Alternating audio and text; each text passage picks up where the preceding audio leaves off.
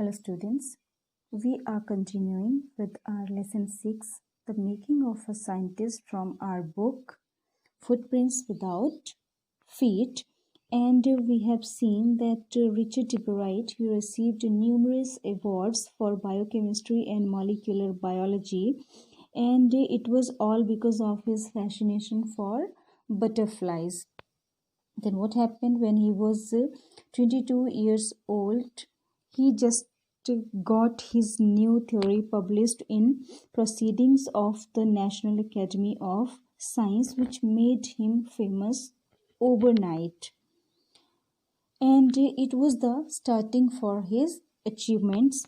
Then what happened, this boy Bright, he grew in Pennsylvania, where he was not having any friends to play with him, so he decided to collect the things. Now see, so he did, and did he ever? Okay, now he decided to collect the things because he was not having any friends, and he did so, and did he ever? And he started doing forever. Beginning in kindergarten, Eberwright collected butterflies with the same determination that has marked all his activities. Now Eberwright, he started collecting butterflies with full determination that he has marked all. I mean, he just devoted himself to collect butterflies. He was devoting himself to other activities. He also collected rocks, fossils, and coins. He collected all these things also, rocks, fossils, and coins. He became an eager astronomer, to sometimes stargazing all night.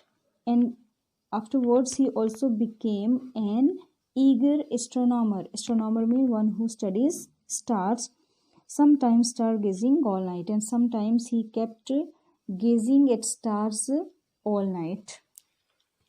So,